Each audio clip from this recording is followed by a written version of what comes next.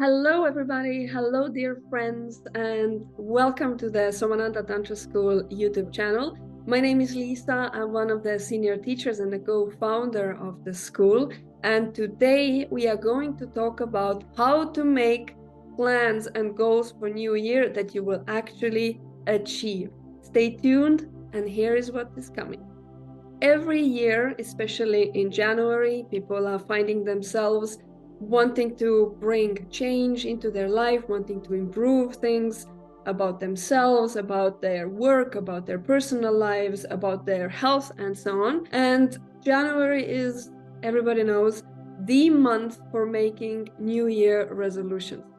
Unfortunately, we all know as well, and probably all of us have experienced this personally, I know I have for sure, that you make plans, you set goals, but you then actually don't follow through. After a week or two, or a month or two, whichever it may be, the motivation kind of dies down and you find yourself at a loss and not having achieved what you wanted. And we also know that then once you've kind of failed already to do a new resolution or pull yourself together for a second attempt becomes more and more difficult. I want to talk to you today about the 5, not 10, 5 things, 5 aspects how to make a New Year resolution in a smart way, in a way that you actually will achieve what you set out to achieve. The first thing that you need to do is set a very clear goal for yourself. What is it that you want to do? What is it that you want to achieve? And write it down. Yes, actually writing it down with a pen on a paper, not into a computer and not in a digital format. Writing it down and keeping that writing on your desk.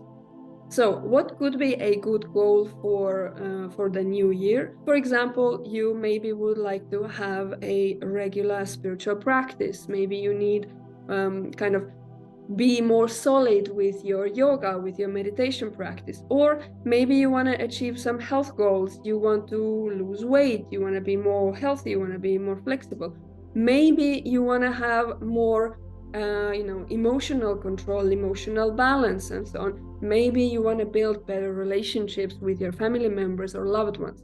So whatever the goal is, write it down. And writing it down in such a way, I am having better health, or I am able to do this. So you are writing it down in present tense as if you already have achieved what you would like. So moving on from this, once you have this written down, comes step number 2. Step number 2 is perhaps the most important one. So after you've written down your goal, you need to very carefully, in step number 2, think, what is your why? Why do you want to achieve this goal? And very often there is more than one why, and that is a good thing. Let's take an example. If your wish is to have more regular yoga practice, like a daily spiritual practice, then what is your why? Why do you want to have a daily practice? So there can be a reason that you know that yoga gives you more emotional balance, so you want to be emotionally more balanced, can be a reason. Yoga gives you better health. Yoga is healing you. Different things. Yoga gives you clarity of the mind. Whatever it may be, you write it down as specifically as possible. Now, when you are doing this thinking process and you write things down and you find that, okay, I only have one why for this goal, and if you end up with one or even just 2 whys, most likely either you are not thinking properly enough, or you are in fact having a goal which is not something you really want after all. Maybe it's a goal just to impress somebody or just to prove yourself that you have willpower or so on. It means that the goal may be a bit too superficial.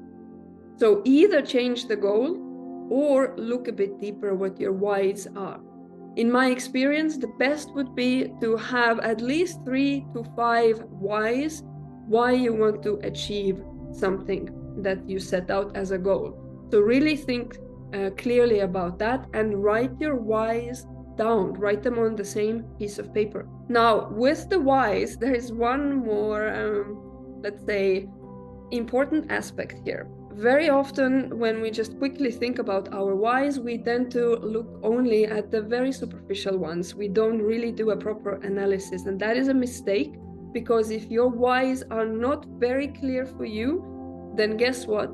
You have very little fuel, very little willpower, and very little motivation to carry through your New Year's resolution. So the whys and writing them down carefully, thinking about them properly, is, I would say, the most important step. So what would be a superficial why? So if the goal is to have regular yoga practice, a superficial why would be, then I feel better. No, what specifically will you feel? What specifically does it give you when you do the yoga practice? Does it give you self-confidence? Does it, whatever it is, just go much deeper. For example, having a goal of becoming more fit, I want to lose weight, let's say. A superficial goal would be, then I will look better, then I will feel better. These answers of the whys are way too vague and superficial. Instead, being fit or losing weight, probably underneath there has a reason of, for example, being appreciated by other people, or feeling that you can achieve something, so it gives you a self-worth or something like that. So just take your time with this analysis of the whys and go deep enough, and have, I would say, at least 3 to 5 whys why you want to achieve the goal that you set out for yourself. The next thing, once you've got your whys written down, is to look at them. So this is step number 3. So you're looking at your whys, you're reading them, a few times, even out loud, and really kind of contemplate, are those whys important enough for you? Are those reasons why you want to achieve the particular thing, are they actually important to you? Are they that important to you that you are willing to make an effort to achieve your goal? Because guess what? The main thing with New Year's resolutions, whatever they are, it always means that in order to achieve the goal, you need to make some effort, maybe even a lot of effort, depending on the goal, right? So if your reasons of doing that or pursuing this goal are not strong enough, are not motivating enough, are not serious enough for you, then you set yourself up for a failure from the beginning. So if you're looking at your whys and you realize, I'm actually not feeling so motivated to make effort to achieve all these things or to kind of pursue my goal, then reevaluate your goal, reevaluate your whys, do a more kind of a new process, start from scratch, and then follow the steps in the same way. So it's important to look at the reasons, the so-called whys, and feel like, yeah, this is really important for me. This is really important for me. And I'm willing to go out of my comfort zone and my regular, life rhythm, whatever it may be, in order to achieve this goal, because my whys are that serious. Step number 4 in the analysis is that you need to already in advance kind of estimate the obstacles that you are going to have in fulfilling your goal and in fulfilling your New Year's resolution. So you will absolutely 100% face some challenges and some obstacles. Whenever we want to do something out of the ordinary, whenever we want to make an effort to change something in our life, to improve something, there will be obstacles. So using the same example with the regular yoga practice being the goal, what can be the obstacles which will prevent you from fulfilling it? So you're doing like a preemptive analysis in advance. So for example, number 1, I will feel lazy, or I will, eat too much in the previous evening and then I go to bed late and then I don't have the motivation in the morning.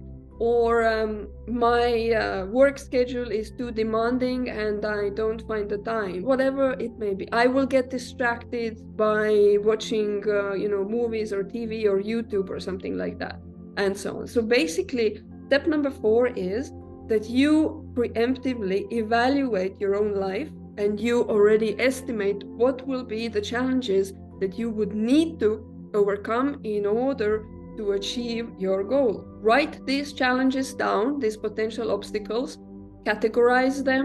Maybe there is 2, maybe there is 3, maybe there is 10, whatever they are, write them down on the same piece of paper and analyze them. And really, kind of expect that you will be facing some of them, if not all of them, once you start your New Year's resolution. So knowing these obstacles in advance does one thing mainly, that when the situation actually happens then in daily life, you are aware of it, that okay, this is where my challenge is. This is now that very point which is determining whether I will have success or not. So you recognize the situation in your daily life and you're like, okay, that's the very thing I knew that I will be facing, and this is the very thing I need to overcome. For example, the distraction with using computer. So in order for you to have, let's say, a good spiritual practice, you prefer doing it in the morning when the head is more clear, but you have a tendency to go to sleep late, after midnight, let's say, because you are getting distracted with the TV or something like that. So anticipating it means that you will be much more prepared to handle the situation, to reverse the situation, and to improve the situation if you know about it, if you anticipate it. So write down all those potential obstacles and read them every single day of your New Year resolution, from the moment you start until you finish. Bring these obstacles into your awareness, and as well, you can add actually a very powerful yogic tantric method here, which is visualization. So when you look at one of those potential obstacles, you read it, going to bed late or getting distracted with TV, for example.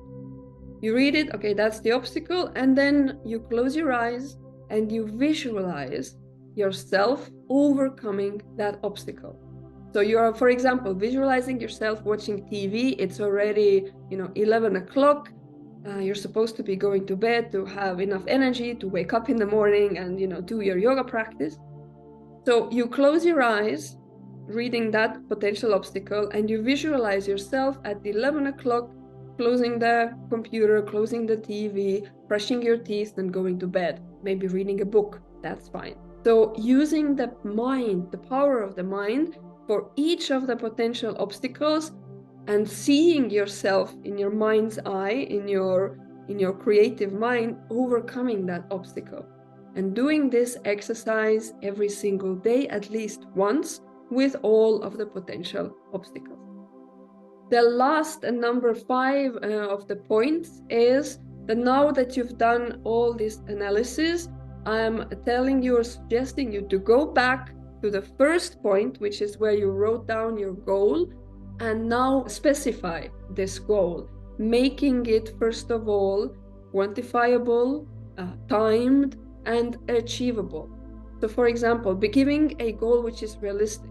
So if you've never had a regular yoga practice, then probably it's not a realistic goal to set for yourself to say that I will do 3 hours of yoga every single day. It may be good and realistic for some people, but mostly not. Usually, the willpower of achieving things needs to be kind of built up gradually. You don't go to the gym and start with 100 kilos, you start with 10 kilos in the beginning, right? So that's what you need to be doing with your New Year's resolution as well. The goal needs to be achievable and realistic. So for example, when it comes to having regular practice, a decent goal would be that I'm doing a practice every day for 30 minutes or 25 minutes or 15 minutes, whatever you know that 100% you can achieve with your time schedule, with your lifestyle, with your situation. Secondly, the goal needs to be timed. So the New Year's resolution should not be now and forever, it's 15 minutes a day. There has to be an ending to it. After it ends, you can do another resolution, set another goal, but there has to be a timed ending. So for example, the goal could be for the next 3 weeks, 21 days, I am doing 20 minutes of meditation every day, or I am doing 30 minutes of Tantra yoga practice every day, and so on and so forth. So having a time limit is very, very important, because that gives you and your mind the ability to actually realize whether you achieved your New Year's resolution or not. And once you get to the end of the 21 days and you look back, it's like, wow, I actually, in fact, did it. It gives a strong reinforcement to your mind to continue. It's like willpower is enhanced. And then from there, you can get to other resolutions, other goals, and so on, using this same method. So these are the 5 steps of building really powerful and achievable New Year's resolutions. Follow them and you will get much, much further than before. And let us know how it goes for you, what your New Year's resolutions are, what goals you are setting for yourself. Tell us here in the chat, and definitely also subscribe to the Somananda Tantra School channel so you get more and more beneficial help and ideas and knowledge from us from various tantric and spiritual topics. I'm wishing all of you really, really powerful New Year resolutions.